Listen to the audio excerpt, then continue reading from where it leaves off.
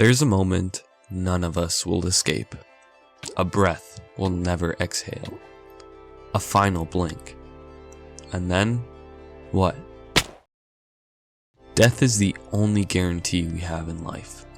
And yet, it's the thing we speak of the least. We fear it, ignore it, suppress it. But maybe if we stared it in the face a little more often, we'd understand life better too. Welcome back to Liminal Thoughts. This is episode 6 of Open Tabs, and today we're diving into one of the biggest topics: what comes next once we die? Quick disclaimer, I'm not all-knowing, I just like to think about different topics. With that in mind, sit back and enjoy as I explore the different possibilities.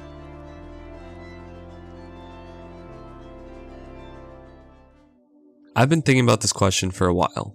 Not in a dark, spiraling kind of way, but in that curious, quiet way you do when the room is still and your mind has time to wander.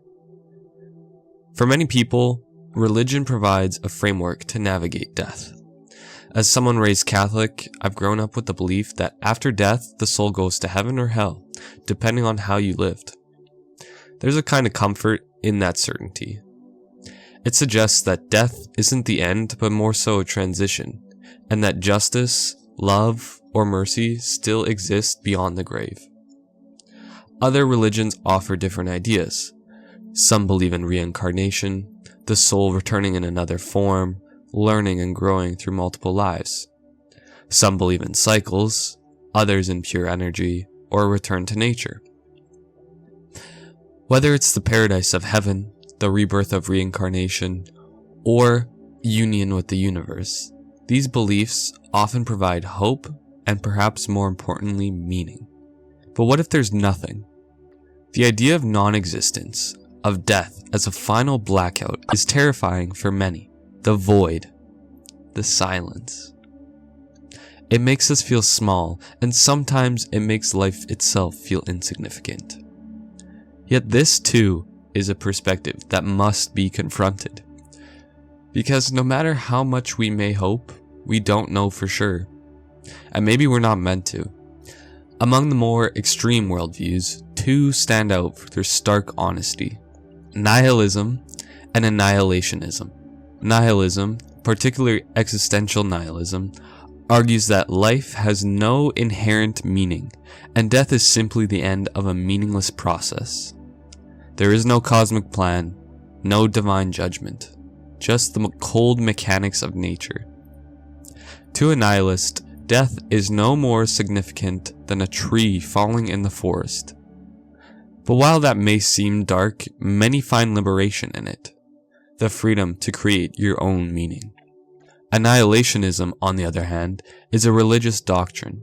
Certain Christian groups, like Jehovah's Witnesses or Seventh-day Adventists, believe that after judgment, the souls of the wicked are completely destroyed. Not tormented forever, not reborn, just gone.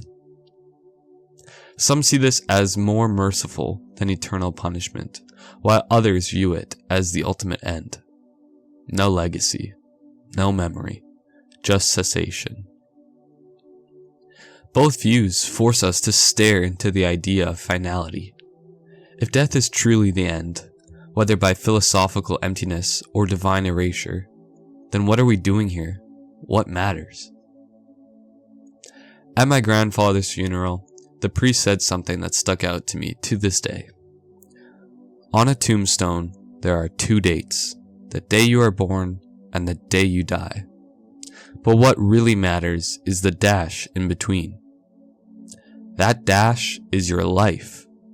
It's the first time you rode a bike, the time you failed and tried again. It's the people you loved, the things you created. It holds every moment, beautiful, painful, mundane, magical. We spend so much time worrying about what's after the dash that we forget it's still being written. So what do? How do we navigate the uncertainty of death? Maybe we don't need all the answers. Maybe it's not about solving the mystery, but living well in the face of it. You can believe in heaven, You can believe in nothingness. You can believe that you'll be reborn as a tree. What matters is how that belief, or lack of belief, shapes the way you treat others, the way you spend your time, and the way you live your dash. What if the point isn't to know what happens when you die, but to ask what you'll do while you're alive? Would knowing the truth about death change how you live? And if your name were carved on a stone tomorrow, what would your dash stand for? Let me know your thoughts in the comments. I'd love to hear you make sense of this topic, whether through faith, logic, philosophy, or personal experience. There's no judgment here, just curiosity. Also, forgive me if I sound a little bit plugged up. I'm kind of running down with the sickness right now.